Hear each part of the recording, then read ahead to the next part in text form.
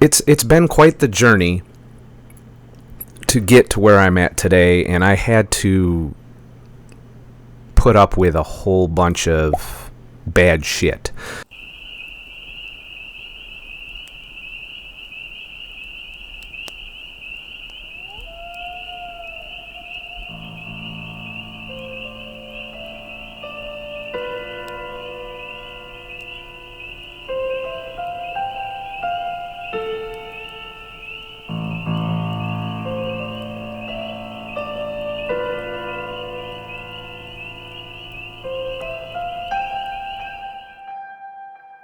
To get where I'm at today, and I don't know what point exactly woke me up, what exactly got me to say, look, I need to fucking fix my life.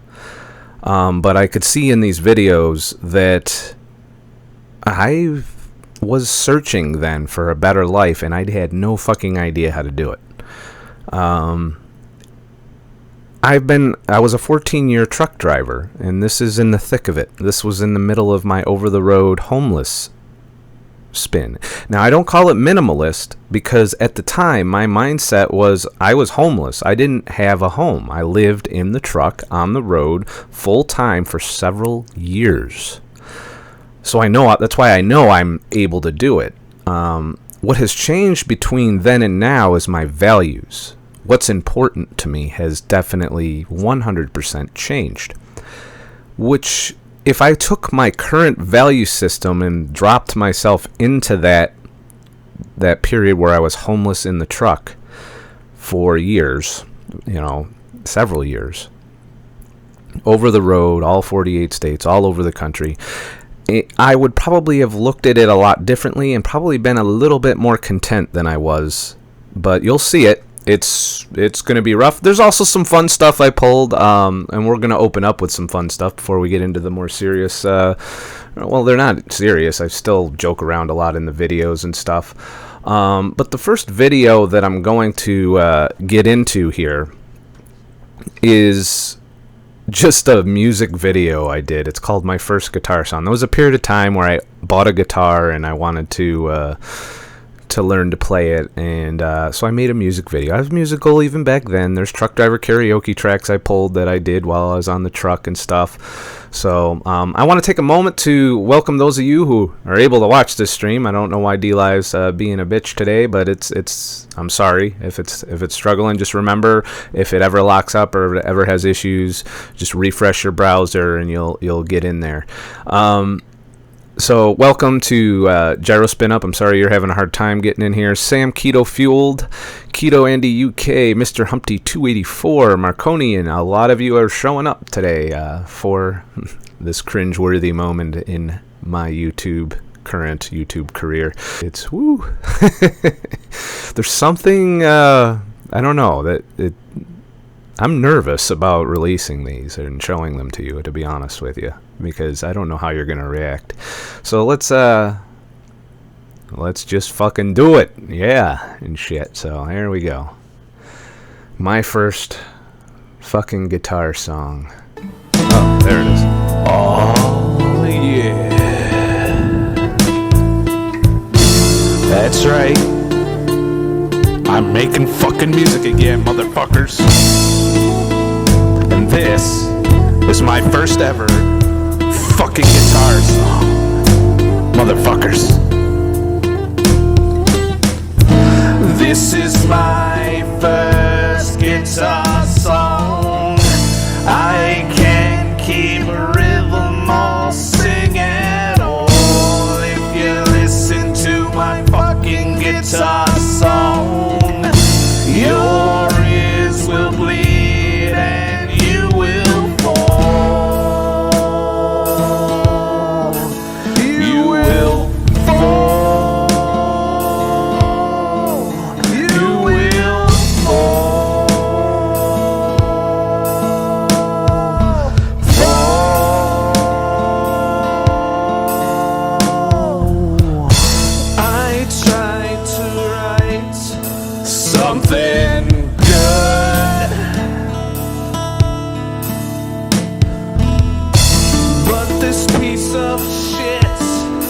is all I could.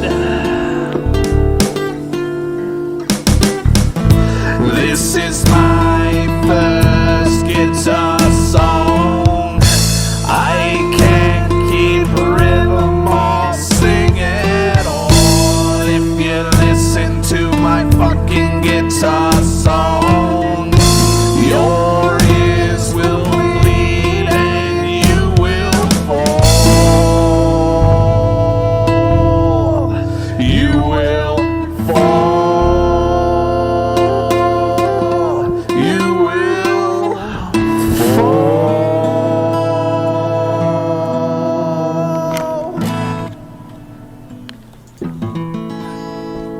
Aren't you glad that you listened to that bullshit? All right. Yeah. What can I say? I enjoyed making it back then. It's, you know, this is during a period of my life where I didn't give a shit about my health.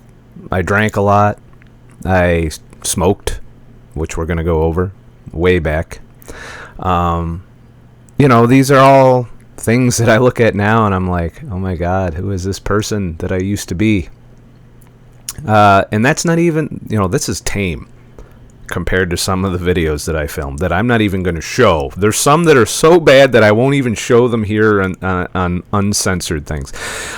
There's also, I wanted to make a disclaimer. There are things in my life I don't share, and it's intentional because the reason the first channel went away was because I was being doxxed, I was being harassed, and people around me that hadn't signed up to be a YouTuber or a public figure in any way were being fucked with.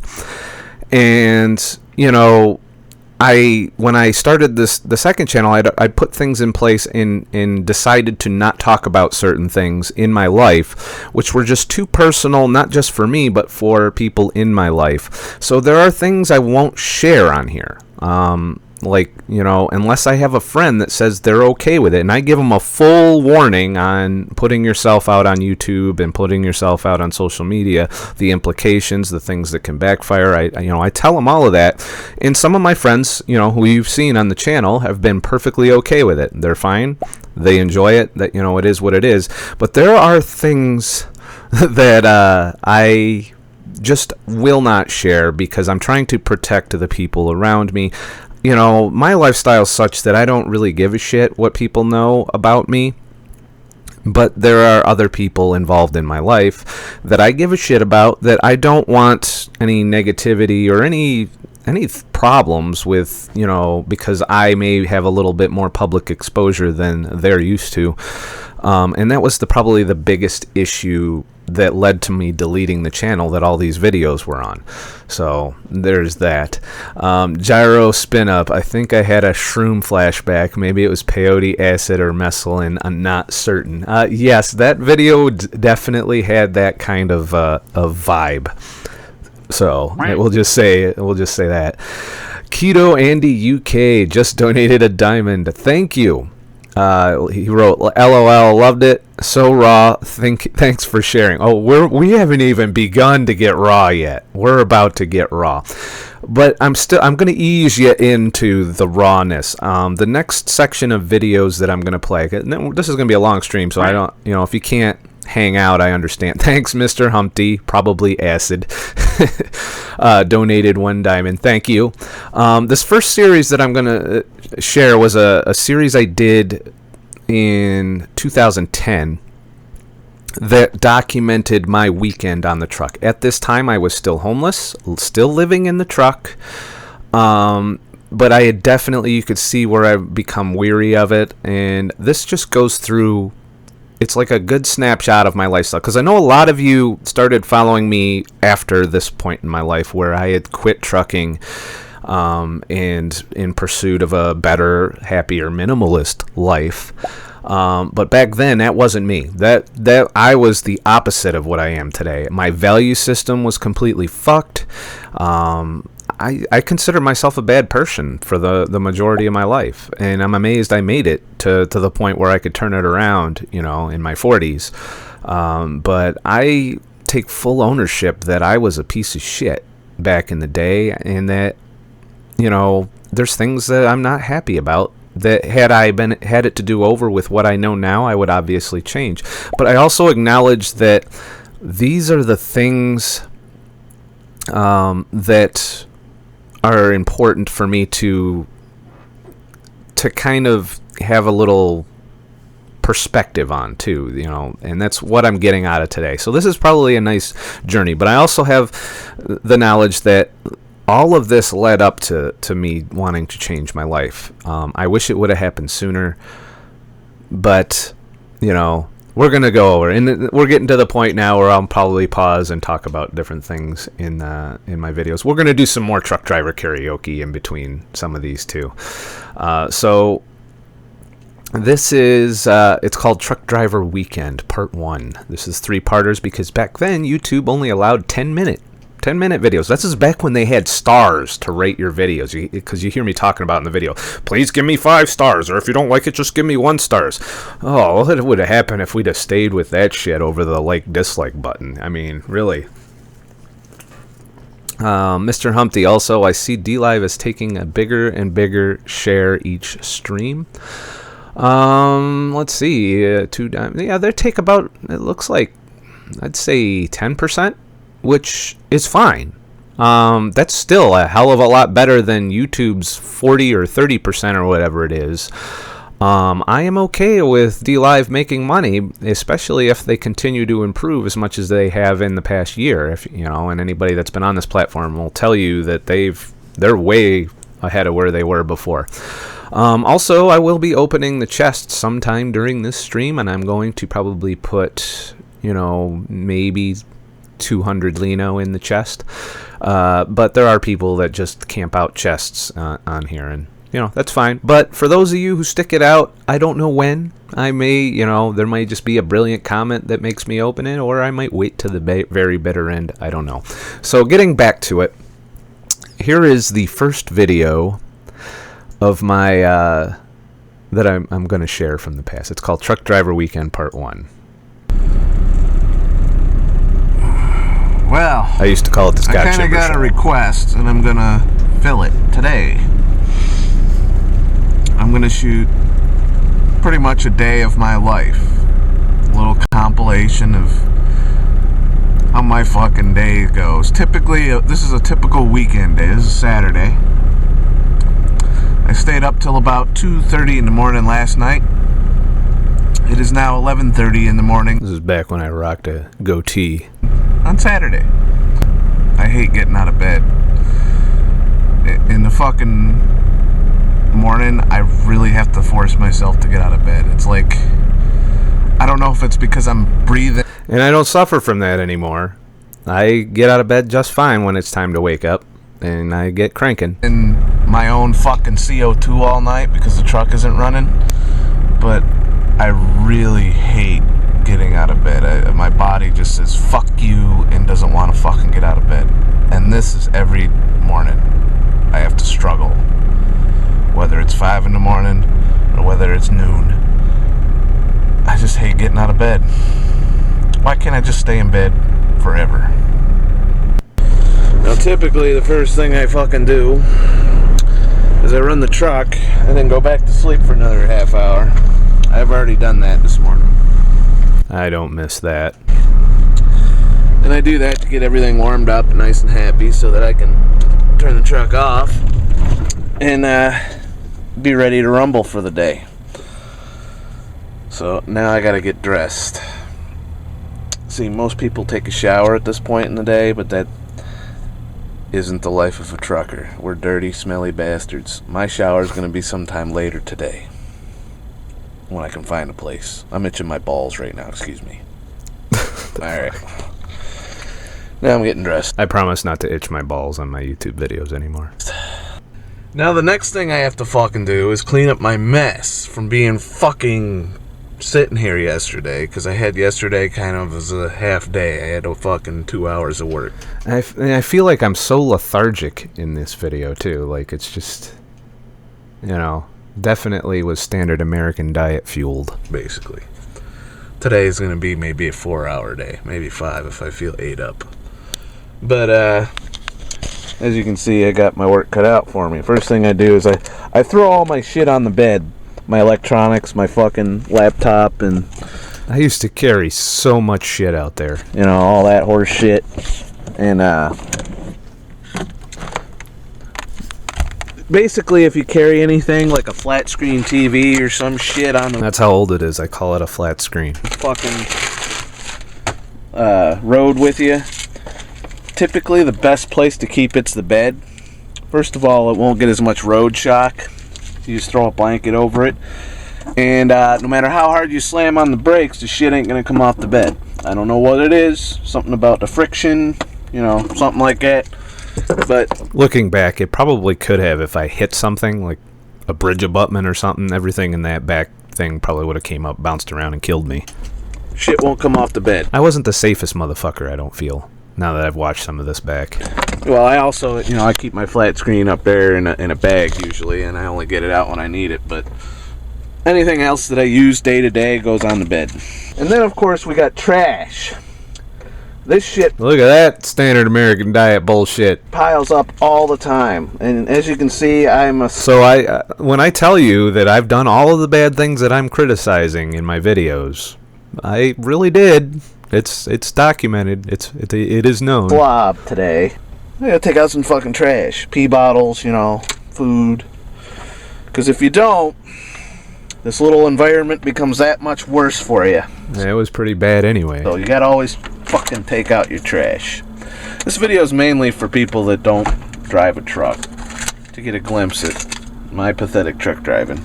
And I'm by no means an example to live by. I am a take it easy truck driver. I'm not a fucking work my ass off truck driver. I'm a 9-to-5er. That's kind of bullshit, because for a lot of the time it was way more than 9 to 5. Dave 101, thank you for the diamond. Thank you for joining us. As I said, in case for those of you who missed it, I've changed a lot, so please keep that context when you watch these videos, because some of them get pretty bad, I think. Believe it or not, there are 9-to-5 truck jobs. Yes, piss jugs are real, Mr. Humpty. And the company I work for fits nicely into that. I mean, there's by days that 14-hour days every now and then, but it's not every day. And over the road, there's a lot of downtime, but you're still in the truck constantly. You know, it's a thing. Certainly not, you know, I'm not trying to make fucking huge amounts of money. I'm trying to just live. And I was kidding myself there, because I definitely wanted a better life than I had. It ain't worth it to me if I don't enjoy life.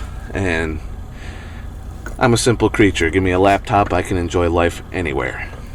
That, of course, has changed dramatically. I like the outdoors now. You know, I like getting out and experiencing life. I like adventures. I like hanging out with friends. These are all things I neglected, and I tried to justify it to myself, and it was horrible. Horrible. Yep. That's why I cringe so much when I watch this. Now that's done. Shit's on the bed. Floor's clear. Now to take out the trash and go get my fucking morning caffeine. Look at that, convenient. Ready for me to rumble. And of course, I got my shoes so I don't have to fucking touch them. Because we all know where these fuckers have been. Yeah, I was becoming a bit of a germaphobe as a trucker too, for obvious reasons.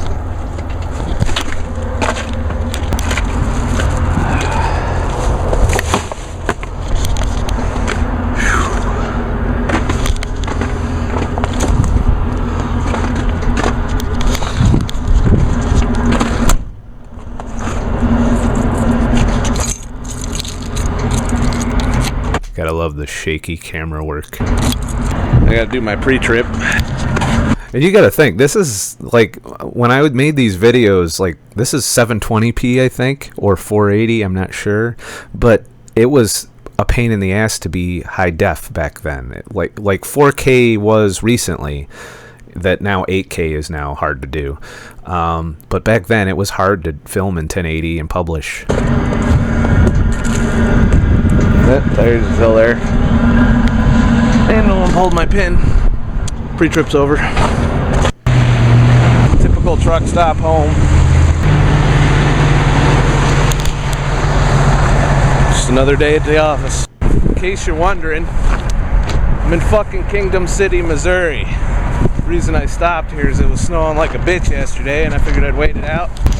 And looks like I'm successful at waiting it out. Yeah, this is fucking nasty shit talking. You know, there's piss and all kinds of other crap in that. See, that just illustrates, you know, there's truck driver piss because people dump it out the window. Crone Woman Walking. Yes, I came over from YouTube. This is great. I don't know how great it is. I'm really, you know, I'm cringing this whole time. Oh, and who knows what else dumped into the... But we should face our past selves at some point. And what better place to do it than live on DLive? Fucking muck that I had to step in. So that's why rule number 1 of trucking: don't wear your fucking shoes in the back. You wouldn't shit in your bedroom, would you? Wouldn't wipe your fucking piss-laced feet on the floor of your fucking house, would you? So anybody that sets foot in my truck, their shoes stay up front. And I tied my shoes just right so that I never have to touch them. I just slide in them and slide out of them. Not good for any, you know, run. I had so many OCD fucking routines on the road that were protecting me from the dirty filth that was in the trucking industry. So yeah, I'm really surprised it didn't go too far. Now I'm a lot more laid back about it. I'm not as OCD about this stuff as I used to be. I still do find myself cleaning the lid of the toilet bowl whenever I use a public restroom, though. You know, and definitely I still try to avoid touching some things, but I've become a little more, I don't know, tolerant of bacteria and so on and so forth since I've learned a few things. Or anything, but I'm a truck driver. It's not like I fucking run. And once I get back in the truck, open my broke ass curtains. Let me show you my healthy breakfast. Random a-hole, you're gonna love this part. Every day I start my day with a nice... Oh, here we go. This is gonna be bad. Healthy breakfast consisting of the 4 food groups. But this is the truth, 100% the truth of how I used to eat. Mountain Dew. Oh, that shit. Oh, man. That's why my teeth are fucked up. That's why all kinds of problems I had. That's why I became diabetic. And whatever's in this fucking thing. And that's how I start my day every day. And the sad thing is, there are so many people that is still how they start their day. A nice big fucking thing of soda, which I have since replaced with coffee with no sugar in it. And some random packaged fucking processed food. And if you look at how my demeanor is, my weight, my health overall, we're going to see where I got sick from being a smoker too. And it's pretty bad. You know, sometimes you have to wake the fuck up, and I'm glad I did. I may drop dead at age 55, but... And I didn't give a shit. I knew it. I knew what I was doing was bad. That's the fucked up part is, and that's a lot of people I see that are like that. They knew that they were on the way to bad health, and they do, you know, they do nothing about it. I woke up just before it got bad. Dave 101, do you still struggle with diabetes? No. I was pre-diabetic, and I knew I was pre-diabetic, and that's kind of what springboarded me into losing weight, getting healthy, and trying to be healthier, because I didn't want full-blown diabetes. I was scared to death of it because of the fact that I was a trucker, and it would have been a big pain in the ass to get through a physical. You know, there was a whole bunch of things. You remember Pop-Tarts, Marconi? Yes. This is way before Pop-Tarts, way worse than my Pop-Tart fetish. But yeah, I had blood sugar problems. I even think in one of these videos that I got the shakes because I hadn't eaten all day. And you'll see a theme that a lot of these videos do still revolve around food. And if you notice nowadays, that's not what my videos are about necessarily, other than nutrition. But a lot of the videos we're about to watch, I was food obsessed, and this is a common thing if you're standard American dieter, riding out your blood sugar all day and occasionally getting the shakes because you didn't eat enough. So I was pissing sugar. I was having, you know, symptoms that were saying, hey, you are diabetic. And this was before they gave a shit. See, the doctors, they never diagnose you until you've passed the threshold of being diabetic, till you're already having failed beta cells in your pancreas that they just can't pump out enough insulin anymore to keep up with your shitty life. And so I got there, I righted the ship, I believe, just before I really started to fuck my pancreas up. And I think I'm pretty much diabetes free at this point. I'm hoping I regenerated some of those beta cells that I was beating the shit out of clearly throughout my life. And I'd like to, now I haven't done a real Pepsi challenge and done an all-out cheat day where I eat all the standard American diet and then check my blood sugar. I haven't done that, like a glucose tolerance test. So I can't announce that I've cured my diabetes, but given my lifestyle and the way I eat now, it's not a concern because I'm not bringing myself into those levels of blood sugar that are going to be a thing. Crone Woman Walking, I remember hearing about urine bombs on the Rush Limbaugh show years ago, LOL, back in the Stone Age radio days. And that's another interesting thing about watching this is there's a lot of things that have changed for us in lifestyle, technology, and just in 10 years. Like I'm walking around with a fucking BlackBerry and, or an iPod, one of the old ones, that I remember giving away to a girlfriend's daughter that I was involved with at one point. I'm ready for it. I'm gonna get started working. Next, I do my fucking logbook, start the truck. You've seen it a million times where I'm driving. This is more on me and less on out the window, The first fucking drag of caffeine, that's the shit, man. Not to mention the sugar rush I was probably getting whenever I did that.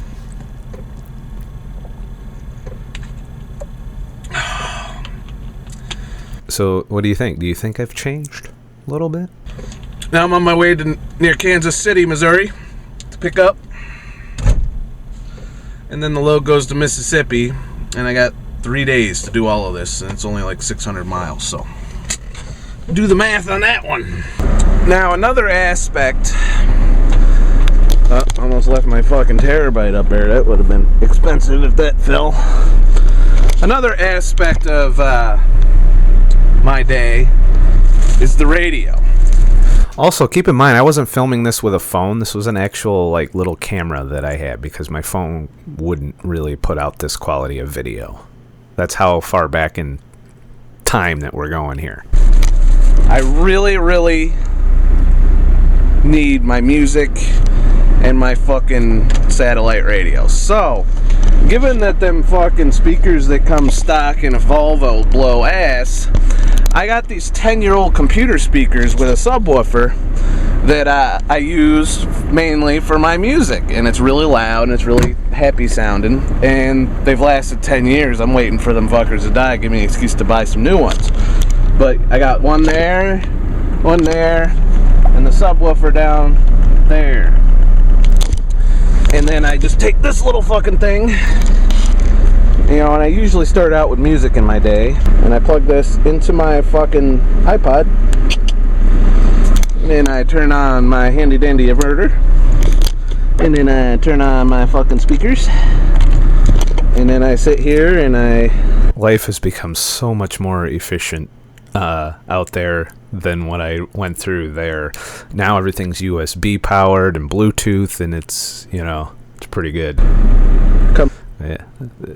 It sucked living in the truck in this period of time when that shit was brand new technology, very expensive to get into Bluetooth and that kind of stuff back then. And yeah, come up with some music. I don't want to listen to that. This is when I thought 3G was the best fucking internet ever. Helen157, yes, you changed. I love watching your journey. I never saw this video. Most people on my current channel probably haven't seen this. There were a few that found me that were watching my old channel. I don't know that they've kept up or stuck with. But it's, these are all sitting on a hard drive. I'm not planning on republishing that whole journey, because there's a lot of things that in there that led to the downfall of that channel, and one of which is I'm talking too much about my personal life, my interaction with some of the people I was in relationships with. There's a lot of things that just shouldn't be public sharing. Some things you do need to keep private. I didn't know that back then. I just talked about every fucking thing. Any fucking thing I could talk about, I talked about. If it pissed me off, if I had a strong opinion about it. This is back in the days when you actually could do this too, where you could put it all out there. Put it all out there for everyone to see. You can't do that now because of all the fucking censorship going on.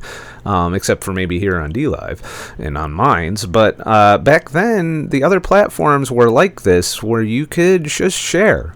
And you could share everything. And you probably offend people. I definitely was an offensive prick back then, too. I had no qualms about talking shit. And, you know, I would get into arguments with trolls on my feeds. And it was just a really negative environment that I was in. Both as a mindset and a lifestyle. And it attracted negative people instead of positive people, whereas once I turned it around and I started the new YouTube channel, I've had an overwhelmingly positive community. But back on this channel, it was 50-50 with a skew towards the negative in terms of community, probably because I was a negative person. And you kind of attract, you know, like-minded individuals, and if you're a negative person all the time, you're going to attract negative people into your life, and it could lead to catastrophe and detrimental damage to your life. Keto Andy UK is shortly, or I don't know that's Scott, but I need to go to bed as it's 1 a.m. in the UK. No problem, Keto Andy. The replay will be available for 7 days for you to work your way through. You can fast forward and skip, so if you watch a replay for a while and you want to go, just remember the time code that you want to skip to, and you can fast forward to it. I am recording this, so I don't know where I'll post it. I can't post it on YouTube given the content. I mean, there's music in the background. There's all kinds of shit that I can't post on YouTube in this video. But I will probably try and get it up on one of the other platforms, maybe BitChute, but BitChute's been a pain in the ass, and I don't know that they'll let me upload a very long video, which is what this stream's going to be. Ultimately, I might just throw it on a drive link if people are interested, and leave it on my website. So there's that. And then I just put that bitch right there. And then when I'm fucking going down the road, I'll switch and I'll plug that plug into my fucking Sirius satellite radio so I can listen to Stern and Bubba the Love Sponge. And that was a very large part of my homeless trucking years, was listening to Stern and Bubba the Love Sponge. And that's what on satellite radio. What keeps me going down the road usually. Anyways, just thought I'd show you that real quick. And I listened to them on regular radio prior to that when I was in trucking. So you know how I keep myself entertained for hours and hours of driving. It's, yeah. Isn't this great? Aren't you glad you tuned in today? Fuck. So that was part 1 of the shit. So, you know, it was a rough life. You got to keep in mind that we're showing pretty much one of the days in a multi-year span of living like this. This is how I lived. This is all I did. I did not have a place of my own to go home to. I would visit places. I would stay in hotels periodically. I did pull one of those videos to go over. And in fact, we might even show that pretty soon. Don't let me forget if you're watching. But here's part 2 of this series. It's a 4-part series. I was so unhealthy. I was so incredibly unhealthy. That's my life, though. Looking through all that shit. Well. Holy shit. Hold on, I gotta pause for that. Gloria S. just gave me a Ninja Genie. Holy shit. Thank you very much. Gloria wrote, "You've come a long way, baby. We all should have such growth." I do agree with you that I have definitely come a long way from what the person that you're seeing in these videos. I don't even consider this me anymore. That's how much I've changed. My values have changed. My health has changed. My idea of relationships and stuff have changed. A lot of the things I complain about, and we're going to get into it a little bit throughout the stream, are things that no longer matter to me, no longer are important. And it's like I don't know what got me to wake the fuck up. I think it started out with my failing health, and then because I began looking into how to improve myself, I stumbled into these other areas, including minimalism, lifestyle, and then I just started self-experimenting and doing these various things to try and get myself better, not just from a physical standpoint, but from the mental standpoint and the trying to have a better life. And in order to have a better life, a lot of what I had to do was change what I thought made a better life, because we don't get to choose necessarily what our life turns out like, but we can control what we value and what is important to us. And I can tell you that this motherfucker that you see up here, that motherfucker had a really shitty value system. Now 2:30 p.m. and I am in fucking Oak Grove, Missouri. Dave 101, how did you introduce yourself to keto? Who was your first teacher? I started out as an intermittent faster and graduated to keto because I wanted to solve a problem. The problem I was having is I was fasting on the standard American diet, and I was binging afterwards. I was hungry all the time. I was food obsessed. All of the problems of the standard American diet got worse because I was fasting. So I started to research why I was hungry all the time, and I started to look into hormones. And I learned a lot about leptin, ghrelin, insulin, and some, cortisol, all of these hormones, and how their role is in energy balance. And that's when I started to learn about low-carb, high-fat diets and how they fix that hormone system, which is designed, because we are designed for our bodies and brains to control our energy balance. And if you eat the proper foods in the proper ratios, your hormones do their job. And if you overeat, your metabolism ramps up. If you undereat, your metabolism slows down. I learned all of this. And this journey is entirely on my current YouTube channel.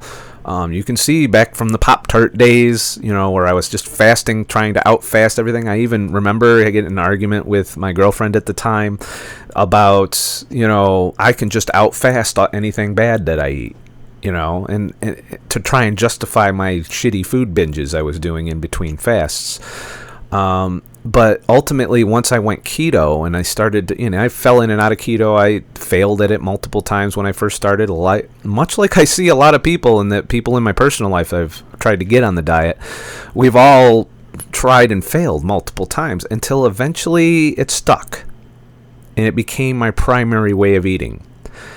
And since then, I don't have any of those issues. I'm 195 pounds this morning. I don't exercise right now. I haven't gotten a lot of exercise lately. That's going to change very soon. I'm going to start getting out on the trail a lot more than I have been. I feel like I'm missing out. This week I'm trying to deliver on the videos I promised because the people have sponsored me, but on the slow times, I'm going to go out and do me out on the trail and just be me. I feel like I need to get out there. I'm going to go on some road trips and adventures and film them, and that's going to involve a lot of hiking, a lot of weighted hiking. But that being said, my body is controlling my weight. When I undereat, it slows down. When I overeat, it speeds up. It maintains my set point.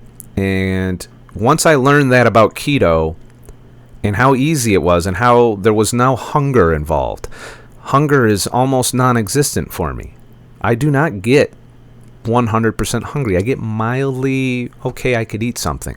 And that's my level of hunger. Whereas prior to keto, my hunger levels were, I'm going to fucking murder somebody if I don't fucking get some food. And you see it in these videos too, just how hangry I get. And there's a lot of anger in this. And it sucks. Dave 101, picking shit up and putting shit down is important. That's true. Yes, it is. But there's not been enough time for me to, because as I've said, I've been trying to make more money for my future trips, and I'm doing so, but at the expense of having time to go to the gym and even to get out on the trail like I want. But that's changing. Next week is a big camping week for me. There probably won't be a lot of videos, so I hope you enjoy all the content I put out this week, because I can't put out videos next week because I'm going to do a road trip. Then I'm going to follow it up with Singerstock, which is a camping trip. I might film a little bit there, but there's a lot of debauchery going on there that maybe nobody wants to be on the internets. So, we'll see. I might just take a vacation from all my work and enjoy camping with my friends. But anyways, getting back to it. Crone Woman Walking, love this new medium. I will be back for the replay. Well, thank you for coming along from YouTube. I'm trying to make this DLive work. I know it's frustrating for some people, but other people seem to be enjoying it. And I definitely enjoy it as a creator because I have a lot more freedom to be creative and to create the videos and streams and podcasts that I want to create here without worrying about the big Google monster coming for me or getting zucked, Anyways, let's get back. Just outside of Kansas City. And it's time to wash. And yes, hiking definitely does beat the fuckmaster. My ass. But back then, that dickhead up there, he didn't like hiking. He didn't like doing anything except buying shit and watching TV and playing fucking video games. That's what I did for all those years. And it was horrible waste of time. Now, with this company, I usually have to pay for my showers, but fortunately for me, a couple days ago, I fueled at a fucking Petro, so I get a coupon that gives me a shower. My card's in the mail, my fuel fucking card. But most truck stops, for those of you not in the industry, will provide you with a free shower every time you fuel. The problem is, I drive a truck with a 225-gallon fuel tank, which means I fuel maybe every other day if I'm lucky. Sometimes 2 or 3 days go by and I don't fuel, which means I pay for my fucking showers. It also means I don't fucking shower every day. And I used to try and shower every day. It was just a big fucking mess. And, who am I smelling pretty for? Ain't nobody in this fucking truck. Gloria. Oh, yes. I just realized I don't have to read every comment because they're showing up on the screen. You are correct. I am definitely thinner in the face now than I was back then. I'm also thinner in a lot of other ways. I got up to 255 at my heaviest on the truck, and that was about the same time I realized I needed to do something about it, or I was going to be a 300-pound motherfucker, motherfucking truck driver and shit. For me, I got my baby wipes and my other shit, but even that only lasts so long. But now it's time to wash my fucking ass. And wouldn't you know it, I'm out of fucking jeans. The only jeans I got left, I got a big hole in the fucking ass. So that means probably tomorrow is laundry day. So I gotta wear shorts in the fucking winter. Isn't that great? It's fucking lovely. Fucking great. I was such a happy motherfucker.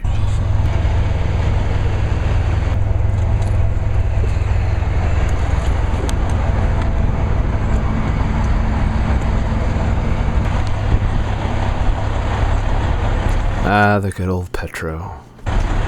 Spent many a night in that motherfucking parking lot all over the country.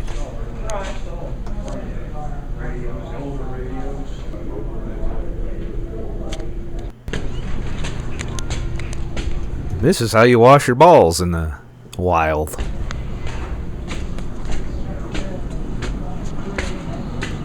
Still a great solution if you're car camping across the country is to use truck stock. It's $10 to get a shower.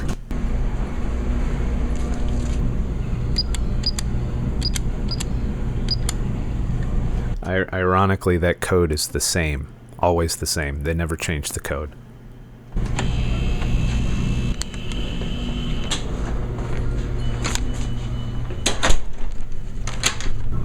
Platinum shower. Don't worry, we're not going to see me showering.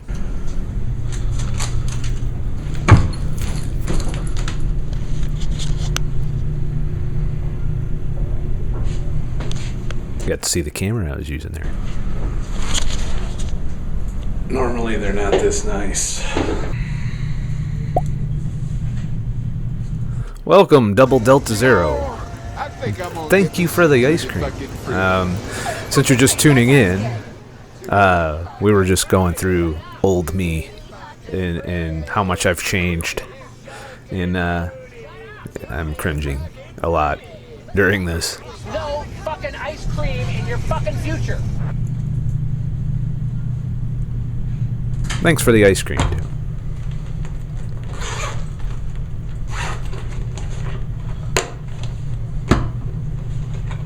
Axe. Nothing like rubbing. I still rub the bad chemicals on my skin. Makes me smell pretty and shit.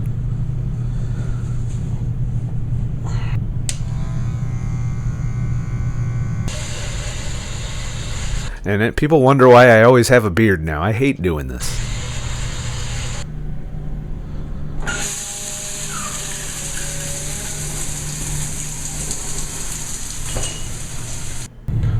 Want to hear Obama's State of the Union speech? I got political.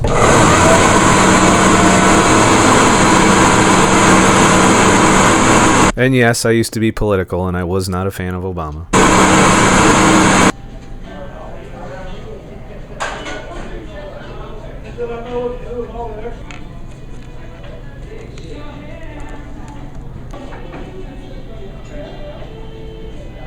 Look at all that unhealthfulness. And that's life of a trucker out there. That's what we were eating. Did you ever have issue driving the trucks in the big cities? Define issue. As in, did I ever hit a bridge? No. But there are times that were very, very stressful.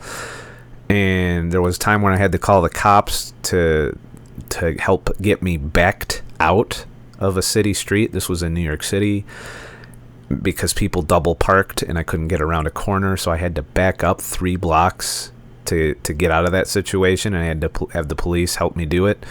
There was a point where a group of people lifted the car up. Like a large group of people got together and lifted this car up and moved it over so that I could get my trailer around the corner.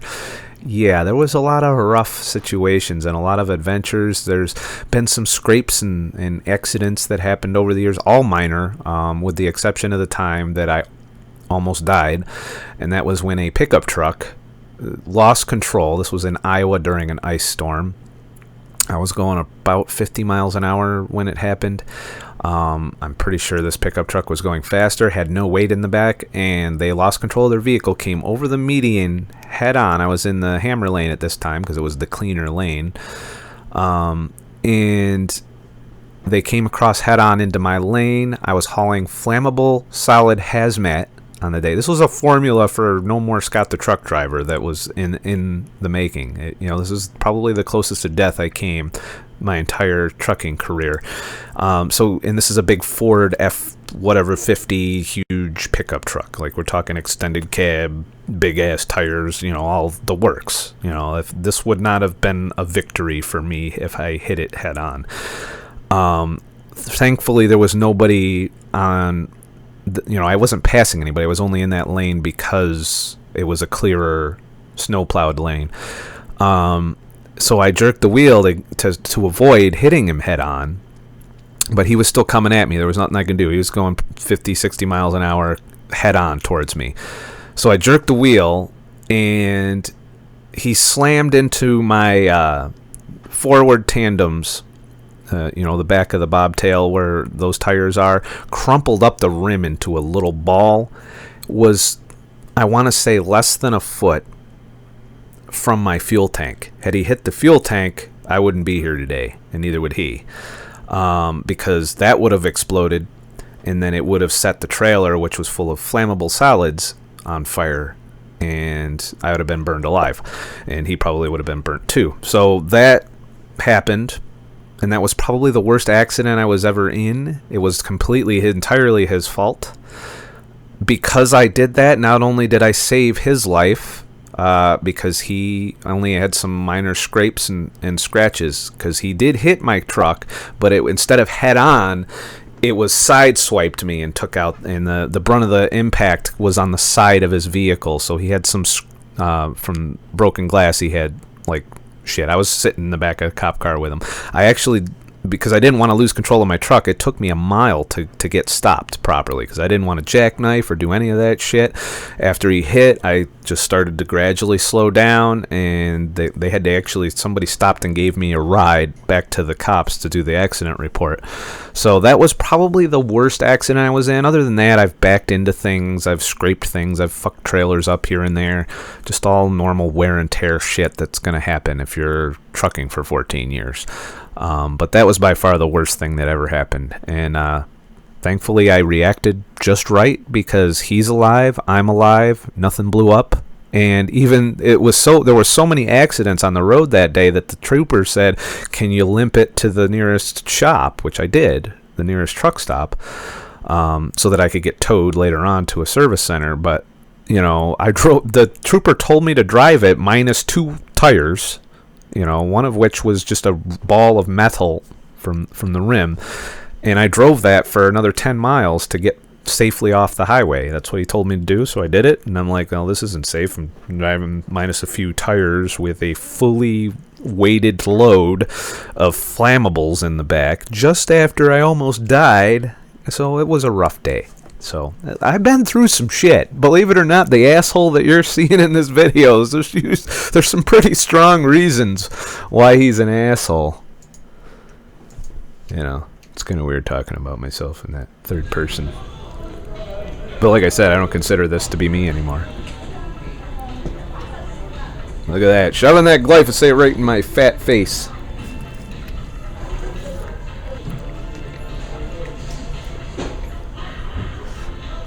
Sorry, gyro spin up that you're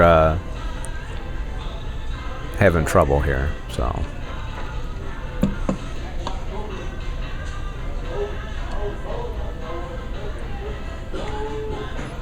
Yeah.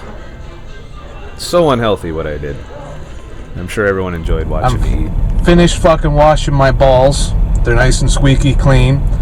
Probably won't get another fucking shower. I had the camera set up on a tripod there, and I was using post-production tricks to zoom in and follow it. For 2 to 3 days. I'm pretty good at filming myself at this point, even this far back. Thank you for some Tutti fucking fruity, Mr. Humpty. I appreciate it. But we gotta let the Tutti fucking fruity play out. You guys are being really generous today, considering that we're watching videos of me being a prick. Fucking ice cream in your fucking future. Alright. Thank you once again, Mr. Humpty. That doesn't mean I'm not keeping clean now. I'm using baby wipes and changing clothes and shit like that. Not shaving, no. Fuck shaving. I also had the privilege of eating at the fucking Iron Skillet, as you saw. And the waitress kept fucking smiling, just walking around with this annoying smile like life is good and it's great to be alive. And I just wanted to kind of shake her and say, what the fuck's wrong with you? You shouldn't be smiling. Today is not a day for smiling. See how negative I was? I did see a lot of the country, though. I will say that. That's probably one of the better things that came out of being out there as long as I was. God, I hate muddy ass fucking drop yards. This is fucking horse shit. I don't miss those times either. I'm gonna sink right in that shit. But anyways, I'm about to drop my trailer. It's 5:18 p.m. I'm in Harrisonville, Missouri. Isn't that fun? So let me drop this biatch, pick up my loaded trailer, and then I'm on my way to Mississippi or something.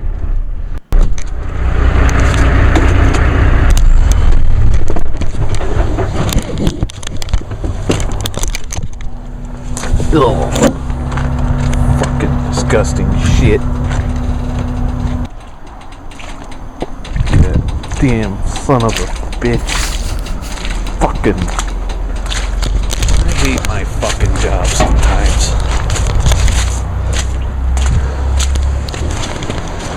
Wouldn't you know it? Every trailer comes with a free strap.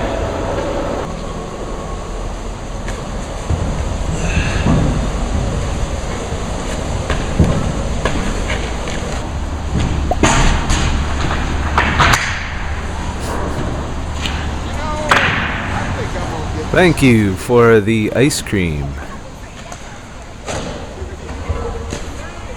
Dave 101. Appreciate you.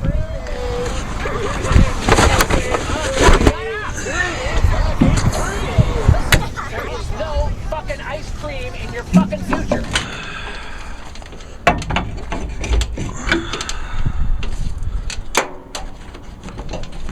Whole lot of that throughout my career. Dave, thanks for the diamond. I hate those drop yards. So do I. I spent a lot of time dealing with those. But I will say drop yards are better to deal with than unloading the trailer. I did not enjoy any time where I had to physically unload the trailer. So I guess new me would have looked at it like, at least I'm not having to unload this motherfucker. But that's not. I was a glasses half empty motherfucker, and you know. So I understand what drop yards actually provided me now, and that was that I didn't have to bust my ass, possibly injure myself, unloading trailers.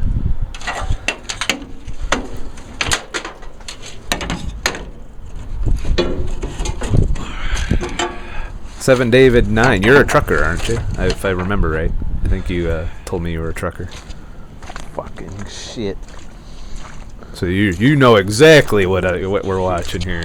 Probably bored with it because it's like life. I'm gonna be pissed.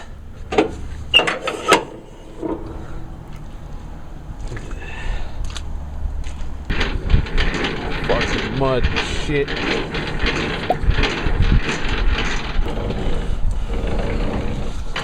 I hear you, Double Delta. My diet went a long way to changing me being a prick. You know, it was definitely a nutritional component to the way I was in these videos. Fuck. Just so miserable I was. You know what I hate? It's when yard jockeys do shit like this to you. So now I gotta crawl under there like a fucking monkey, crank it just enough to pull it out, and then crank it the rest of the way.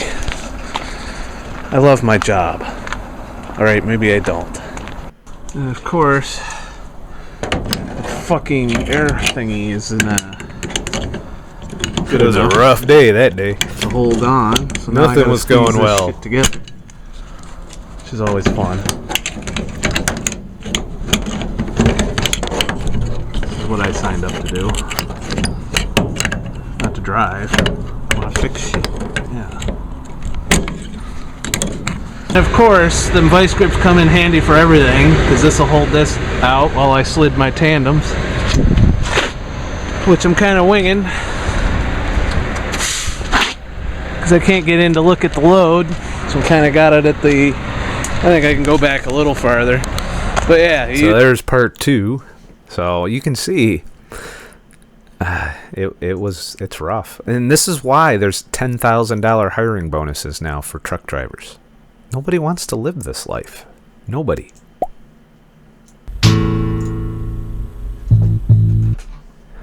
Seven David 9. Yes, I'm still hanging in there until I find something. I'm learning to code and do freelance coding, not that corporate shit. That's a lot of the things that I started to do while I was in the truck. I learned to become a photographer while I was on the truck. I was studying 3D graphics. I've even learned to code a bit, but I found all of these things were very, very time consuming to do successfully, for myself anyway. I don't know. I've made several attempts to get out of trucking before I actually got out of trucking, and they usually failed because I didn't plan properly, or I put too many eggs in one basket, which is one of the reasons why I emphasize being diverse in the amount of income streams you have. There's no way I wanted to do this trucking thing for the rest of my life. It's just, it's not healthy. It's not look how much of a miserable asshole I was and how unhealthy I was in the process.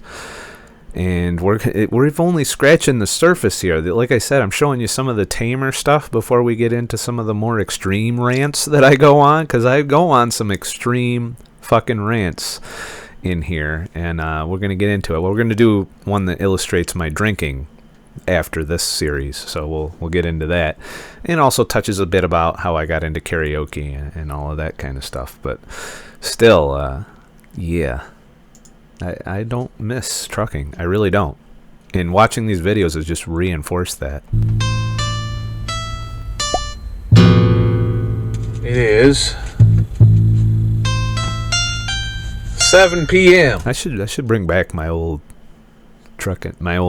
theme song that inspired the current one that someone was nice enough to redo for me. But yeah, that my old theme song always had that little, I don't know, I liked it. And this concludes the work part of my day. I am in Nevada, Missouri. Basically, my game plan for tonight is of course, I'm going to get on the internet and YouTube and check my shit and do all that stuff. Then I'm also going to probably play I've been playing Neverwinter Nights 2, well, more like designing a game world on there out of boredom. So I'll probably do some of that. So instead of learning shit or spending time watching or listening to audiobooks and all of these things, because you have a lot of time to do that kind of stuff out there, I was wasting it playing fucking video games all the time or watching TV all the time. And that's how a lot of people spend their life. And I regret knowing that I could have been learning and improving skills and doing all of these things to improve not just my life, but maybe possible career alternatives and all kinds of other shit. I didn't do that. No. And then I whined that my life sucked. I'll probably go over to Booger Fling for dinner. And that'll be my fucking day. Now to set up for my entertainment for tonight, I gotta fucking turn my heater on. It's a Webasto heater. I don't miss that. For those of you that don't know, you see how the lights flicker? Well, I don't know if you can fucking see it. The lights are fucking flickering. Thank you, Mr. Humpty, for another fucking ice cream. Basically, it blows heat out from under there for up to 10 hours. Thanks for stopping by, Mr. Humpty. I knew this was going to be a long one that I don't think everybody could hang out for. You gotta be careful, though, because you could kill the battery in the truck. Then, of course, I start taking my shit off my bed that I put on the bed this morning. That's true, Double Delta. You can't learn on the standard American diet. I'm gonna set up my fucking laptop. I do keep a keyboard and mouse so I can lay in the bed and be comfortable while I'm watching porn or playing fucking video games or any fucking other lovely activities I seem to fucking do. Oops. I don't want to fuck that up. That'd be expensive. Pull out my little desk drawer and I fucking... Isn't this fucking interesting? And people wonder why I live in a small room. My room's a palace compared to this life. Thing to watch. Pull my little junk drawer out there. Throw that keyboard. And I do attribute the fact that I lived so long like this to why I'm even able to be minimalist. Maybe it was my experience of having to live efficiently. Even though, like I said, the difference between then and now, I felt homeless back then because I didn't have the value system I have now. There was a period of time where I did live in the truck willingly because I was saving money and being minimalist, but that was towards the end. But during this period, I wanted the apartment, I wanted the relationship, I wanted all of that, and I thought that was the key to happiness. Meanwhile, I was spending tons of days living like this. There for convenient grabbing. And I set my little USB cable that I'll eventually hook my fucking BlackBerry to. There's points in these videos where I have a desktop that I brought out with me and that I ran off an inverter. So that I can... Now, the reason I know I have good internet is right there where it says 1XEV in the upper right-hand corner. That's a World of Warcraft fucking... Who the hell? What happened to BlackBerry? They disappeared off the fucking planet. Phone thingy, by the way. That means that I have 3G. 3G was the big thing back then, too. Which is, 3G is fucking cool. Double Delta Zero. That's a very astute point. It is like, this is the plan for everybody. This is what, tinfoil hats and shit. But I feel like that the system is set up to churn drones like I was into the world that are helping all of the corporate bottom lines and doing all of this and getting very little of life in return.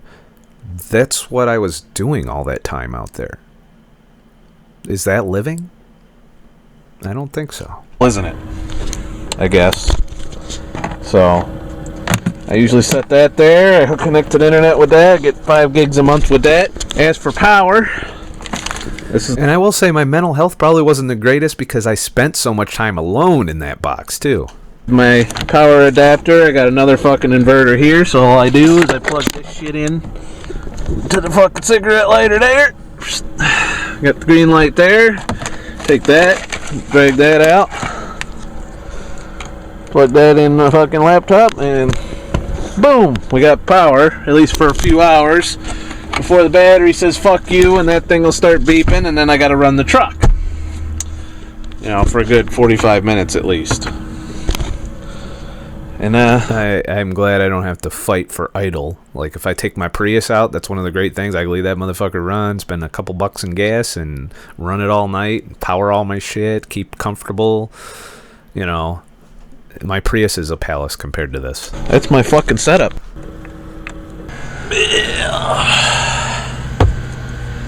Oh, fat fucks. Got my little mouse there. Got my little keyboard there. I have Windows 7. Windows 7. Oh, Jesus. Which has turned out to be one of my more favoritist Windows. I mean, it has a few issues, being 64-bit and all.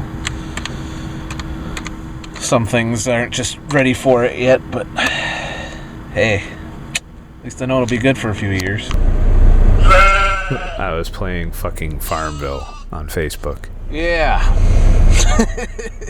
It's okay to judge. I judge myself poorly. I just spent 6 hours editing video. And that's the side that people didn't realize. As a YouTuber on the road, you are working 2 full-time jobs at the same time. Editing video. This is one of the reasons I turned off by having to edit.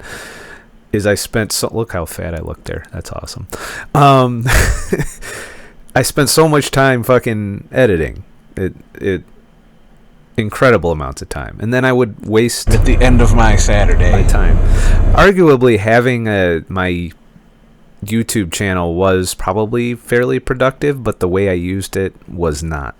And I was just checking my fucking farm on Farmville to make sure all my shit's good. Yeah, Facebook's not cool anymore, 7 David. And then I'm going to bed. And then tomorrow's the other part of my weekend in this series. Turns out this might be maybe a 4-parter. I sit in this vegetative state at the end of my day every day. And sometimes I wish there was...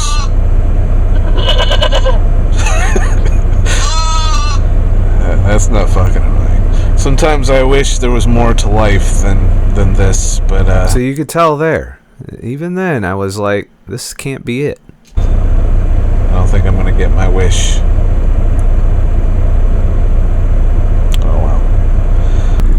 Little serious moment there. Gotta make sure my fucking alarm I don't miss waking up to alarms. I don't wake up to alarms anymore. is off so I don't get woke up on my sleeping. Thank you for the Tutti fucking fruity, 7 David. Then spree. It's about the time I'm going to fucking sleep right there.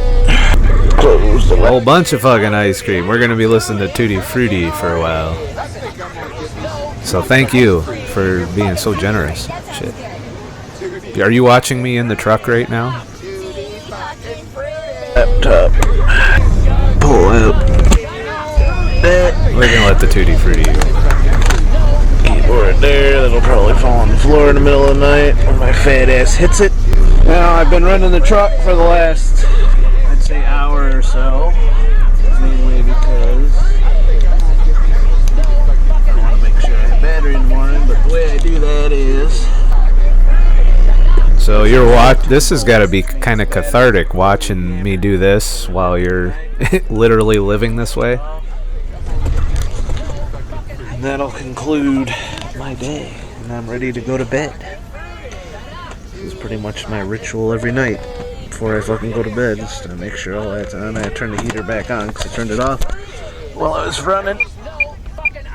This is basically what my channel was about. It was sharing my life out there, documenting it. Fucking night, and that ain't no fun. I just overshared.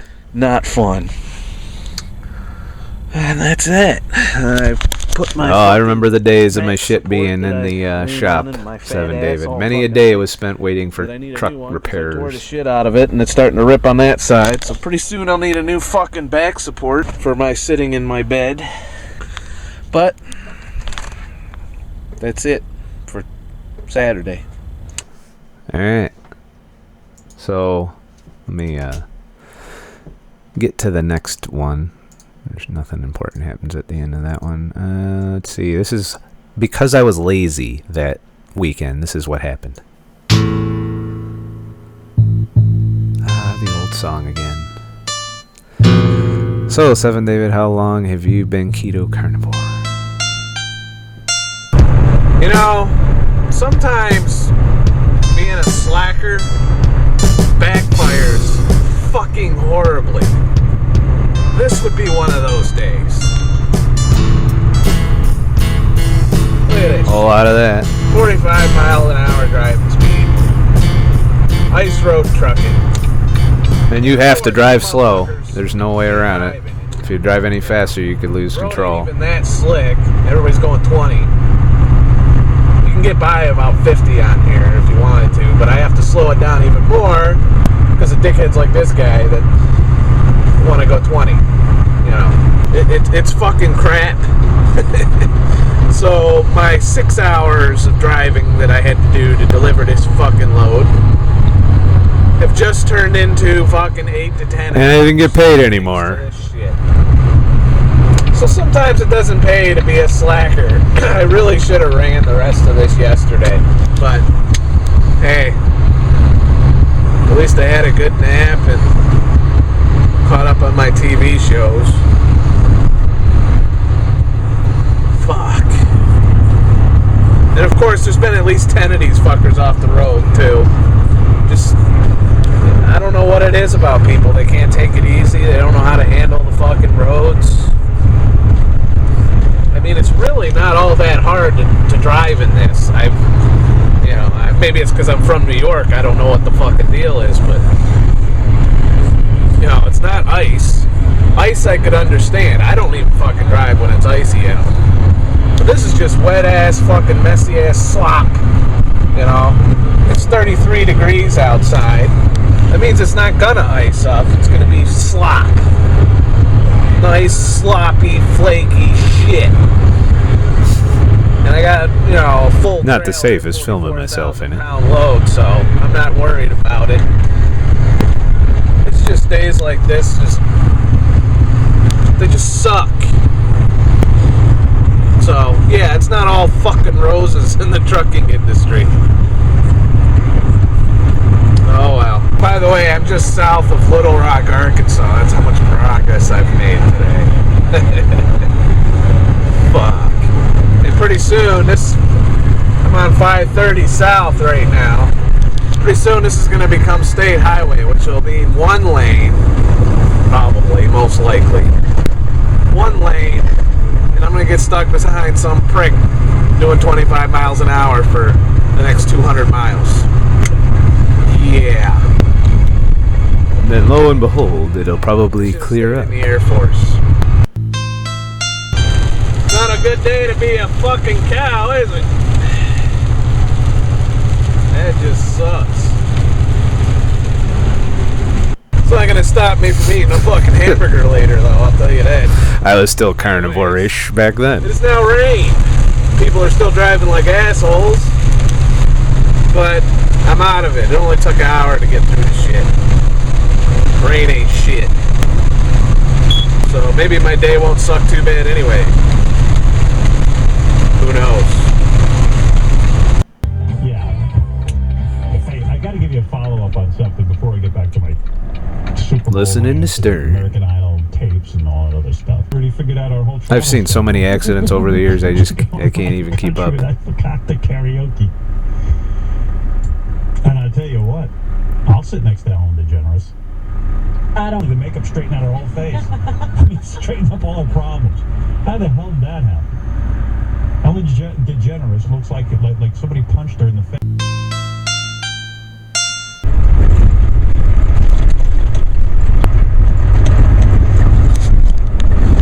Well, it's 2:30 p.m. on Monday, and I am near, while driving through. So I think we get the point of this series anyway. That was my life for a great many years, and it wasn't the greatest life. I was not happy 80% of the time. Sometimes 90% of the time. Unhappy. I was suffering from depression regularly. I even said so in several videos. So one of the things we're going to get into next is my drinking. I definitely self-medicated as a result of living the way I did and feeling the way I did and the foods that I was eating and the mindset that I was in and the unsatisfied life I was living. I turned to alcohol quite a bit, quite often, whenever I was home. Not while I was driving, clearly. I did protect my CDL. I didn't do anything that put that in jeopardy because that was my source of survival at the time. Where is it? I'm looking for my video. Okay, there it is. So this is called... Now, I currently work at this bar part-time. I've been a regular at this bar for many years, even more than 10 years ago. I was going to this bar. And I've had several relationships out of this bar. I've had tons of friends out of this bar. So I wanted to show you something that kind of is nostalgic for me. It includes me singing a couple songs on stage. And, but it shows me drunk. So we're going to kind of take a look at that. It makes me cringe a little bit, but it also, there were some good times with some good people that took place. I've always considered people at Singers to be my family because it was like a family. Dysfunctional sometimes, Not everybody was great in the family. But for the most part, it's been a pretty solid social constant for me throughout the years of trucking, and subsequently now that I work there, it's like a family. I'm friends with the owner. I'm friends with so many people that have been regulars there over the years, and so it was an important part of my life. So I wanted to share it here to let you know that there's another side to how I was living it when I wasn't in the box. And here we go. I'm at fucking Singers right now. Double Delta, 7 Davis, all mental. When the devil says eat this, say fuck you devil and smile and know you won. I assume you're talking about a snake diet. Thank you for sharing. You get the guts to share this openly. No problem. I can do that. I'm just catching up with the chat. You have to snap out of the addictions. I'd make a lot of videos on this topic because I was clearly addicted to a whole bunch of shit. You can tell. So there's me in the bathroom at Singers talking about how drunk I am. And boy, have I had a lot to drink, motherfuckers. I'm in the shitter. Because it's the only place I can talk to this fucking thing. But hopefully you'll get to see me sing tonight. Because, I've been coming here a long time and I never did a fucking video from here. And having quit drinking and working in the bar, I see a lot of people in the same state. So, we'll just have to see how it goes. Okay, that's enough of this shitter video. I'm gonna go back out and drink and have fun. So have a nice fucking day. I used to wear skull t-shirts a lot too. It's a habit I broke myself of, but it was the last relationship I was in. She was like, no, you're not dressing like that. You gotta dress like a normal motherfucker. I don't think anybody would buy me singing. Although I'm going to be doing karaoke sessions here on DLive. One of the video types of things, we're going to go through some of them, is truck driver karaoke that I did during this time. I am bringing it back. It's going to be hosted on Minds mainly when I do full karaoke music videos, and I'm just going to stream singing here occasionally and have karaoke sessions. But we're getting a little sample from back in the day. Yeah, I did improve over the years, I think, Gloria, but I still suck. 100% suck. And I'm still singing songs that I have no business singing, too. I do that a lot, intentionally, too. I do think I got into karaoke because of the adrenaline. Because when you're up there in front of a shit ton of people singing, your adrenaline starts pumping. So there was a adrenaline thing going on here that is how I got sucked into karaoke. But when I was a trucker, I didn't really have much of a social life, and I went to this bar and they kind of welcomed me with open arms, and I developed a lot of friendships. And it's one of those, whenever I'm in town, I could go to, and there'd be some friends there that I could hang out with and socialize with. And it's grown over the years into spilling out into outside activities with friends. So really, singers, even though I was a fucking alcoholic to no end, it was a great place for me to unwind and to have a social life that I probably otherwise would not have had because I was an over-the-road truck driver. So, it is. It is what it is. If we didn't suck, we wouldn't do karaoke. We would be rock stars. That's a true story. And then nobody will ever pay me to sing in a band or creatively or anything else. I do it for fun. I do it because I enjoy it. I have no illusions that I'm a good singer. There's some songs I do that are okay. They're, not shitty, but they're at the same time, they're not going to win me any awards or anything either. But I've been singing for over 10 years in public, just like this. I have to do it regularly as a karaoke DJ. Whenever the list is short, I have to sing.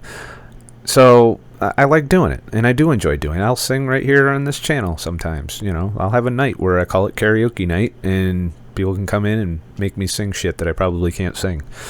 But it's not for everybody, and I understand that's not something that you all want to see all the time either. But I do want to share it because this is a big part of my life over the past 10 years.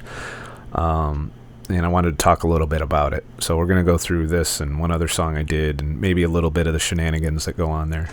No wonder why many be shocked when someone ends up committing suicide out of the blue.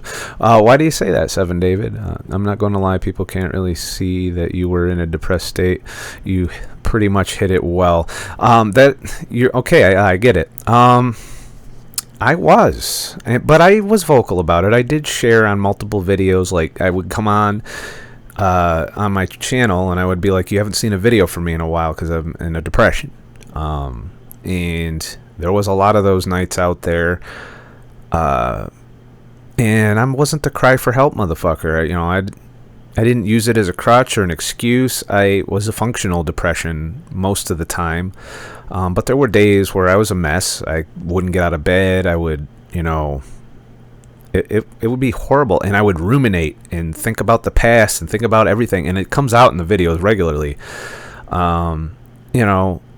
You could be hurting and up on stage, self-medicating, singing all day long, I Dream About Sex by Korn, and be depressed. And I can tell you, during this time period, I was pretty well depressed. I've had a lot of bad relationships over the years, and one of the reasons I no longer pursue them is because it's been bad relationship after bad relationship. A few okay relationships, but never great.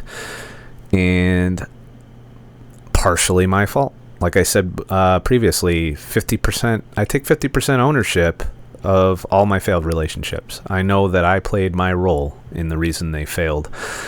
Good evening, Ree. Welcome to the stream. We're just going through all my cringe moments from 10 years ago. It's great. But I still do this. I still go. Even though I don't drink anymore, I'll go and sing. It takes balls to do this sober, too. It's pretty much the only time... By the way, you notice over the years, I don't film a lot at work. Mainly because I couldn't show it on YouTube. Because, you know, this is early on when I wasn't worried about monetization. This channel, I didn't have a dream of being a partner on YouTube. So I gave no fucks. I posted whatever. And that's what it's kind of like for me on DLive and Minds. I don't care, you know. I'm not worrying about losing my paycheck by posting something like this that would generate a claim on YouTube usually. So what I did when I was home for my 2 days to 3 days to 4 days sometimes out of the month. The rest of the time, truck stops, box, you know, it wasn't cool. It was not the greatest life to live. So, let's see, what can we do now? We took a karaoke break there, so I won't torture you with another karaoke video. It's colder than a fucking polar bear's balls outside. Now I know I said I was going to do 2 shows this week. Unfortunately, I had a slight case of depression, which kind of kept me off of things for a bit. On top of that, my internet bandwidth for the month is still over the limit, so I can't connect to the internet with my cell till next month. So I'm stuck with Wi-Fi. And to top it all off, I'm in the process. By the time you're watching this, all of this will have been dealt with, but I felt an explanation was deserved before I go on my little mini vacation at my friend's house. Yesterday I decided to, on the spur of the moment, spend an ass load of money and buy me a new laptop. I mean, it's not a super duper expensive laptop, but it's enough to where I can replace this thank you for stopping by, Double Delta. fucking thing, you know? So there's the fucking desktop from hell that I brought out. I carried that thing all over this fucking country. So I don't have to carry that with me wherever the fuck I go. And I can actually, you know, put that in storage or whatever as a backup in case, you know, I lose everything. You know, you never know when a truck might roll over and I lose everything I own. But it'd be nice to know that I have a computer stored away somewhere that I can use. So that's the deal with that, I think. I mean, you can just tell how I'll do all the shit that shitty I want to do, felt, which is really cool. You know, has a built-in webcam, which I probably won't use as much as my other webcam. I still got my other laptop, of course, so now I have 2 laptops on the road, one shitty one and one decent one. You know, I couldn't afford the $1,000, you know, grand fuck it all fucking laptop. So that's that. They've been busting my ass sleep-wise, you know. The first night, I didn't get any fucking sleep after I left the hotel because I went up to Syracuse. I went to the mall to get this wonderful haircut you're looking at, which sucked. And then consequently, I've cut my own hair ever since then. And, you know, the wind kicked up and we had blizzard-like conditions going on. Well, about 2 o'clock in the fucking morning, some assholes were doing donuts around my truck in the parking lot. You know, spinning out and shit. And then, you know, I'm like, okay, and I try to go back to sleep. Well, then one of them pulls up next to the truck, lets this chick out holding a beer bottle and a camera, and then goes and proceeds to do donuts while she films it with her camera. And she's like cheering, woo! 2 in the morning. Right next to my fucking head. It's a word that comes to mind. As you can see, I was way not politically correct. Doing donuts in the fucking parking lot, so I didn't get no sleep that night. Because I had to get up at 7 in the morning and go to fucking Buffalo. Then I go to Buffalo and I deliver the load. And then they give me a short load, a 73-miler, but I have to work from fucking 11 at night till fucking 4 in the morning. So I got no sleep last night. I've been sleeping sporadically in 2-hour intervals here and there when I get the chance. So you can kind of see how Today, I got it's another taken one its picked up toll to go on down me. to fucking Pennsylvania, even though I'm trying to get to this area that I've been sitting at for fucking, you know, to be on time for my fucking New Year's plans, and lo and behold, they're sending me to Pennsylvania. Oh, we'll get you back up here, they say. And of course, office prick has the week off, so now I'm dealing with a substitute fucking office prick, and he had nothing but. That's what I used to call the dispatchers, is office pricks. And you know, it's been an epic deal. But I wanted to give you all up to date. So that's, you know, and just an example of, you know, when you live your life constantly in like parking lots and all of that, and you don't really get to experience the world, you end up depressed, miserable, and going through shit. So here's another one that shows me on one of my rants that is, yeah, let's just see. Take a look at this fucking face. This is a fucking happy face.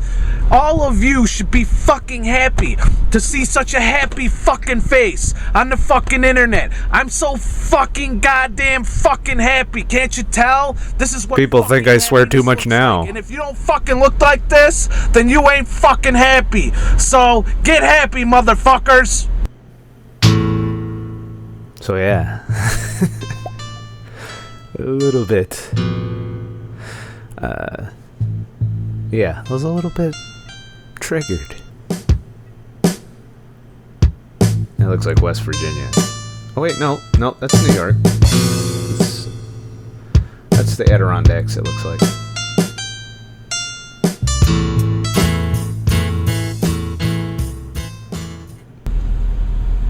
Now that I've got that out of my system, people have wanted an update from me. So that's what this fucking video's gonna be.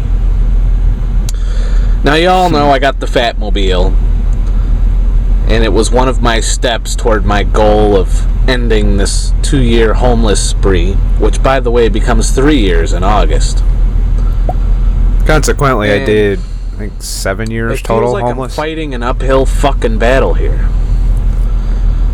What I don't understand And is you'll notice in the background there's there's people a out there, and I'm hold not on. judging, but there's a sticker that says "I am loved." I didn't write that. There was a couple of times where I had a girlfriend out on the road with me that lived in that little truck with me, and one of them saw that sticker that I had stuck there and wrote on it. So, just to let me know that I guess I am loved. But clearly you could see I didn't feel that way. And the way that relationship turned out, I don't think I was. maybe a little. But there's people out there who don't work. I mean, they don't work. Yet they have a home. They got food, video games, computers, internet, beer, drugs, you name it. They're living the fucking life. And I don't understand how that's possible. And you could tell I'm frustrated. You know, I'm out there living what I felt was a miserable existence. And I always felt like that the grass was greener because there's people out there that don't have to put themselves through this and still get to experience life. This is kind of where my values are starting to, like, I'm starting to question things a lot more. My green screen fucked up there. Than I used to. You know, this is kind of the beginning of me wanting to change. Even though during this journey I was struggling because I wanted to have a normal life. I wanted to have an apartment. I wanted to have a good relationship. I wanted to live what I felt was a normal life. One more like what I lived in the military, which was closer to a normal life. As close as you can be in the military. Trucking, just, I don't know, it never sat well with me. I mean, the reason I had to do it was I'm not someone that functions very well under a boss. You know, my military career was rocky because of my constant butting heads with authority figures. I'm not the kind of person that deals well with authority. And so trucking was a nice fit for me in that point, because I'm pretty much, you're your own boss. Even though you got bosses, they tend to leave you to your own devices as long as you don't do anything major to fuck up, like crash the truck or be late or any of those types of things, or get in accidents. If you aren't doing any of that shit, they leave you alone for the most part. And I do stress for the most part. There was a few bosses that didn't, and it ended poorly for those. And I went through a bunch of different companies because of that. But you know, I had this idea of having some kind of normal life as a truck driver, and it's just impossible. I've tried it every which way I could think of, and I couldn't get there. When I work 11 goddamn hours a day, and I can't even get a fucking home of my own. And I was poor. I was not always making good money as a trucker. There was times when I was making $28,000, $30,000 a year, and it's expensive to live as a trucker. You have to eat in restaurants and truck stops a lot. Every once in a while you get to go to the grocery store, and that's always a luxury, but then you can't necessarily cook very well, and nor would you want to, because you spend all your fucking day traveling and working, and you don't have the energy to do anything but lay in bed and play video games and watch TV. So it was always this big struggle, and it's really was, I could tell from these videos that it was really taking its toll on me. Now, I've been trying, and the vehicle is a bit the first obstacle that's in my way. It's got some shit I need to get fixed on it. I've got some other unexpected bills that have popped up. So my goal to fucking get a place of my own has been delayed a little. And it's caused me some frustration. I mean,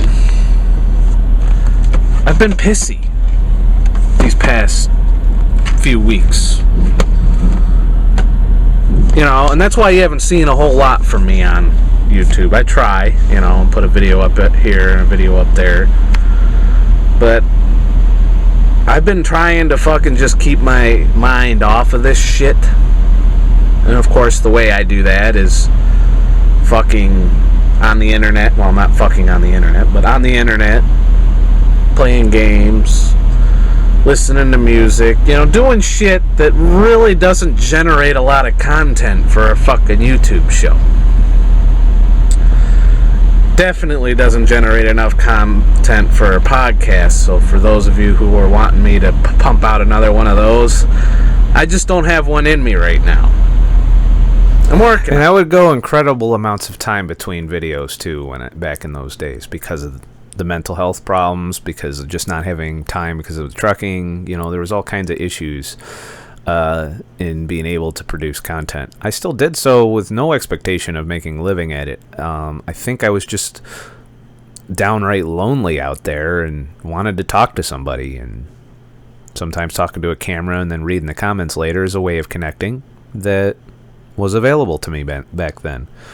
Now my motivations for being on here are entirely different. I feel like I could help people with the lessons I've learned since this time, because look at the contrast between then and now. And you know, I know that I'm not the only motherfucker, that there's millions and millions of motherfuckers that are just as miserable as old me. And I'd like to, you know, I feel I've turned it around a lot for myself. It's not perfect.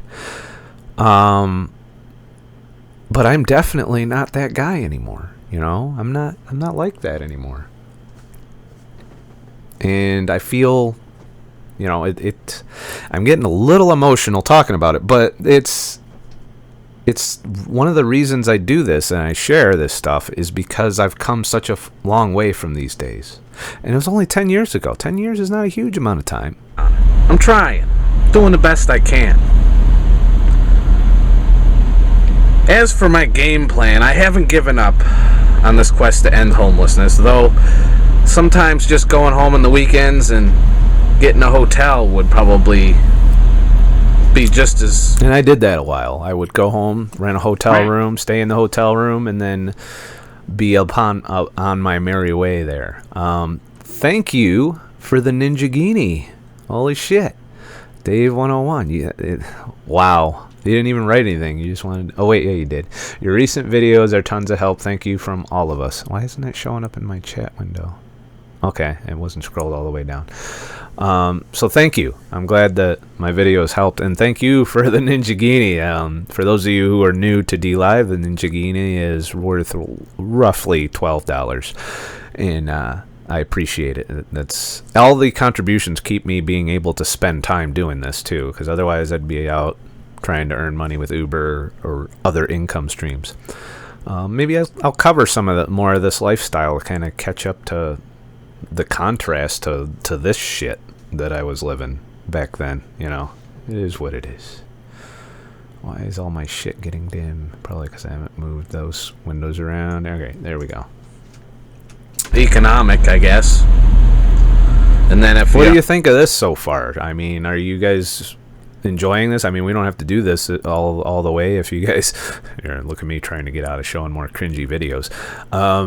You know, are you seeing the contrast? You know, what do you think of this stream so far as digging into my past self, forcing me now to face me then? I will tell you from my perspective, I get uncomfortable. I'm uncomfortable with how bad I was back then, and I'm glad. This is why I changed so dramatically over the past 4 years. Is I didn't like what I'd become, and the way the things I valued weren't quite right, and I don't know. It's hard. I will say it's hard to watch these now. You know, they bring back memories. They kick up dust and dirt on things that I don't think about anymore. Oh, I ever got poor, I could just skip the hotel and stay on the truck. This, of course, is all when my parents are out of town. And y'all may say, well, you can't be saying you're fucking homeless. You go to your parents' house when you fucking got your time off. There's a problem with that. I love my parents, and I know they're watching this, and don't get me wrong, I love both of yous. But that's not home. Thank you, Dave. You know, no matter how... But I feel like showing the contrast is important. To add context to the videos I make now. There's tons of videos of me talking about how you can improve yourself. I just want you to know that I'm not talking out of my ass, that I actually did improve myself. You know, that I actually applied this stuff and it worked. Accommodating you all try to be or whatever. Not perfectly. And not all the concepts are something that people would apply to their life, but if you even took one or two of them, you could dramatically turn things around. That's what really inspired my current channel, is that I turned this shit around. To me, home is a place where I can go, get down to my underwear, scratch my balls, you know, watch porn, make loud noises, act fucking weird, do shit, make music. And my mindset has changed entirely on this.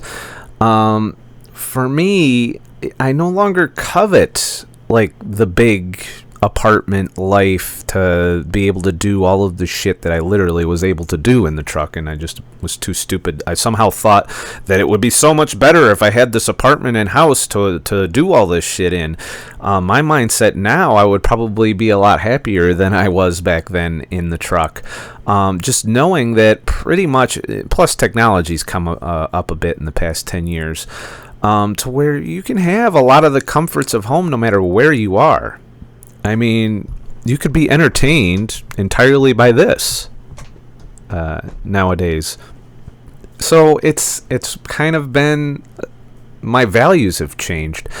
I no longer need a house. I don't need my own apartment. If I have a room about the size of what I'm currently in, I'm fine.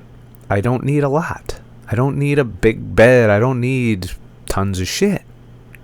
But that wasn't what I was frustrated about in these videos. I was totally just trying to chase the American dream still, and to think that I would be in a good relationship. We're going to watch a relationship one next. You know, it led to me just going through all kinds of bad things, trying to chase this dream. And it wasn't until I started to devalue that dream, to devalue the things that I wanted to, that I wanted out of life, that I became happier.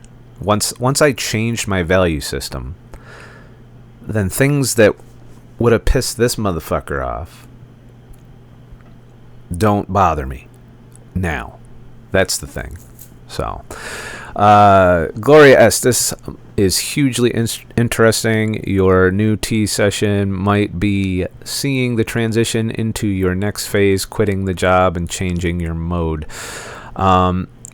Most of that happened on this current channel that was documented video-wise. I did leave a few videos up from the old days. My very first video that's on YouTube now kind of picks up a couple years after this channel ended. So yeah, we're clearly not gonna get to all the videos that I did tonight, and I didn't plan on doing that. I pulled some select ones. We might occasionally revisit old me on here, but I think this is more to establish then and now, to show context. So when I say I've improved my life, that I really do mean it. I do feel that I'm in a much better place, both mentally, physically, mental health wise, than I was back then. And I wanted to illustrate that. Actually, before I get into the relationship one, we're going to get into another thing that I conquered early on, which was quitting smoking. And not be interrupted or bothered by anything or anyone, When I stay at my... Meanwhile, the irony of this rant is I'm literally in a truck, not being bothered by anything or anyone. So I was dumb. I'm watching this and I'm like, God, I had what I was whining about right then and there. I just didn't enjoy it because it really wasn't fulfilling. Driving the truck wasn't fulfilling. Living in the truck wasn't fulfilling. And the things I experience now in learning and personal growth, I wasn't concerned with back then. And I found a lot of fulfillment in just taking care of myself and learning new things and taking care of my health. Dave 101, you were lonely back then. That's probably a true story. Okay, we'll do the relationship one next. Let me just fucking pull that one up. Where I kind of touch on it a bit. Actually, there's two videos I'm going to pull up. But yeah, I was definitely... Probably loneliness was a huge factor here. And I'm definitely not lonely now. I've got some really great friends I'm able to spend time with whenever I want, pretty much, so. I'm so fucking tired. I'm tired of fucking trying to decide what I'm going to do with my life. And life just keeps throwing all these fucking opportunities and decisions at me, and I'm just fucking overwhelmed. One of the struggles I'm talking about here is I was toying with the notion of getting from being an over-the-road truck driver to a regional truck driver, which would get me home on weekends, to just quitting trucking entirely. Believe me, I've been fapping to the idea throughout the years of quitting truck driving. So definitely this is one of the struggles that I was struggling with at the time. Yeah, I made a couple of forays into getting out of trucking back then, and it didn't work out. Details. I always got sucked back in by the big paycheck and the big dollar because my value system was fucked up. About the job, because it's kind of a sensitive job. I don't know if I'm ready to do that. I mean, here I am. I've been working as my own boss, more or less. I don't really consider the office pricks to be true bosses. Yes, they can dictate some things, but for the most part, I'm in charge of where this fucking truck goes. I'm in charge of what fucking time it gets there, and I'm in charge of what loads I accept. So that pretty much, I'm supervising myself. Now, if I fuck up, don't get there on time, crash into somebody or some shit like that, then the bosses take a little more active role in my fucking day-to-day life. But if I just fucking plow down the road, I can go, sometimes 2-3 days without even having to talk to a fucking boss. Though lately that's been a little more rare. But in any case, the point is, I don't have to deal with a fucking boss every day. And a lot of you guys out there that are watching this do. So you guys are used to it. But And I've been accused of having oppositional defiance disorder, which is where if I have somebody in a position of authority telling me to do something, I'll intentionally either not do it or do the exact opposite to piss them off. It might be a real thing, I don't know, but I definitely never functioned well under a boss. I don't know what it is. It's one of the reasons why I've structured my income streams the way they are, because I don't want to answer to anybody. I like being in charge of my own life. Whenever I'm in a situation where somebody is interfering with my life and they're in a position of authority, I don't function well.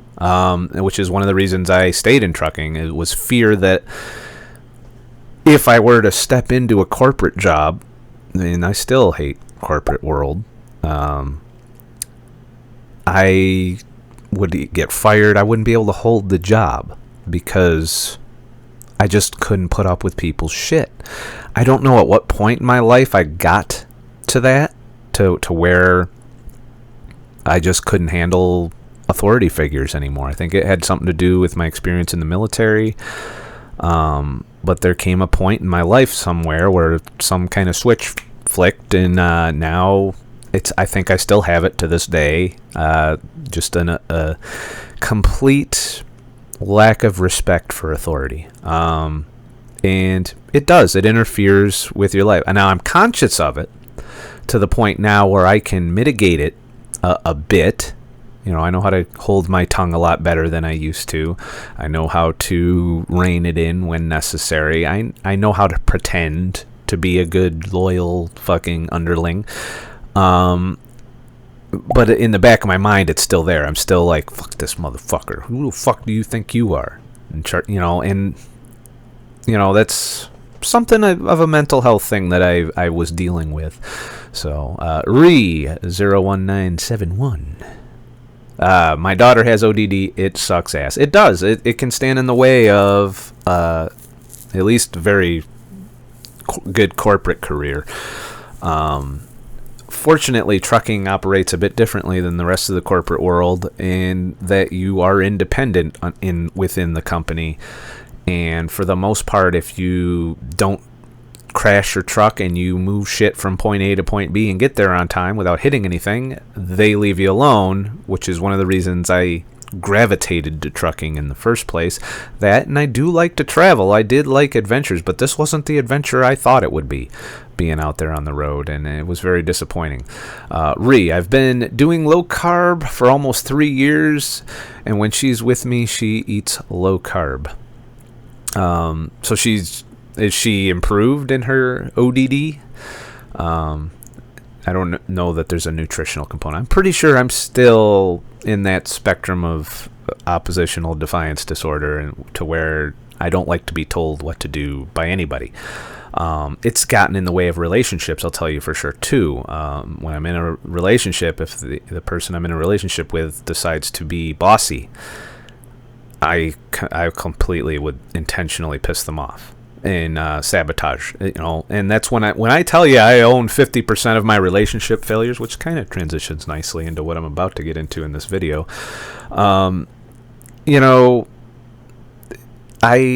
That's my part in this. I would intentionally not listen to authority figures, and even people who mean well with what they're trying to tell me what to do. Sometimes I would do completely irrational, stupid shit because I didn't want to be told what to do. I didn't want to feel like somebody had any control or power over me. And it's still kind of like that to this day. I still don't want that. And I know that can be a strength in some situations, but it can also be a pain in the ass in a lot of situations, especially when you get in terms of romantic relationships.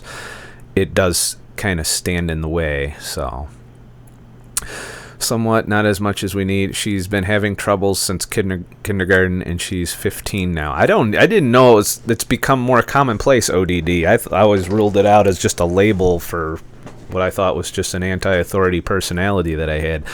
Is it a more common diagnosis for mental health nowadays? I don't know, but you add that in with my depression and anxiety and misery that you've seen now. You've seen it. It's been on display here, how miserable I was on the standard American diet, living a lifestyle, pursuing the American dream, and I don't know. There's probably a bunch of mental health labels I've dabbled in over the years that could be diagnosed with. But I'm glad that I at least didn't get medicated and do all of the things that they wanted to do to me back then. I refused.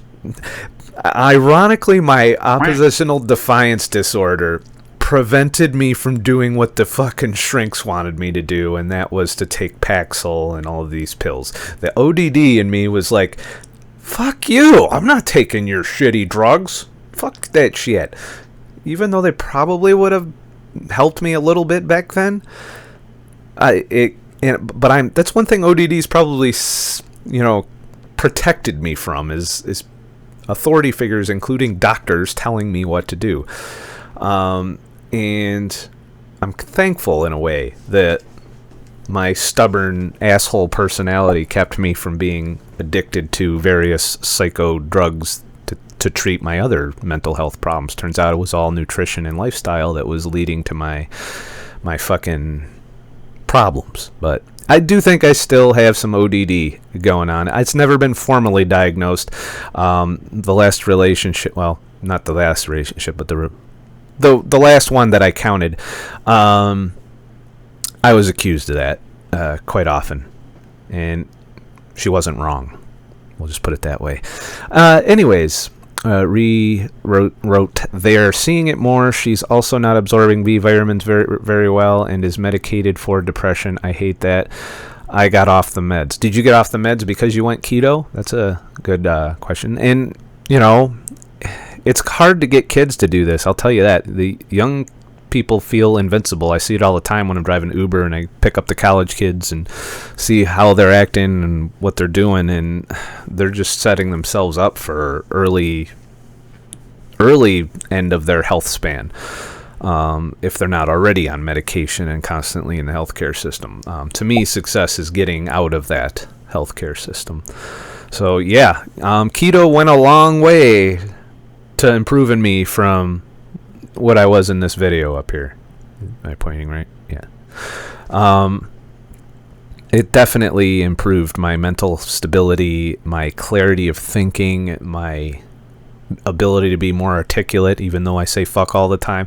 And that's why I always laugh when I get complaints about my swearing on YouTube. I'm like, you don't know nothing. You don't know nothing about how I was. I'm in here calling people things that I wouldn't dream of calling people now. I'm in there saying shit that I would never say on my channel. All I do is add the word fucking every now and then, or maybe say something mildly offensive. I've said some offensive shit in these videos I've been playing. I'm well aware of it.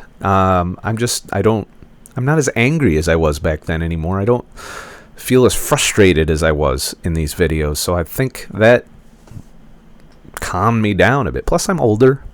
10 years of life has a way of changing you, too, a little bit, personality-wise. So we're going to talk a little bit about the relationship side. But I don't want to go into detail because like I've told you before, I don't want to overshare because there are people that didn't sign up to be out in the limelight or the public light or whatever by being on YouTube. So I will not name names or really go into lots of enormous detail about my past relationships. I'm just going to kind of tell you, like I have been, my part in why my relationships fail in a more generalized sense.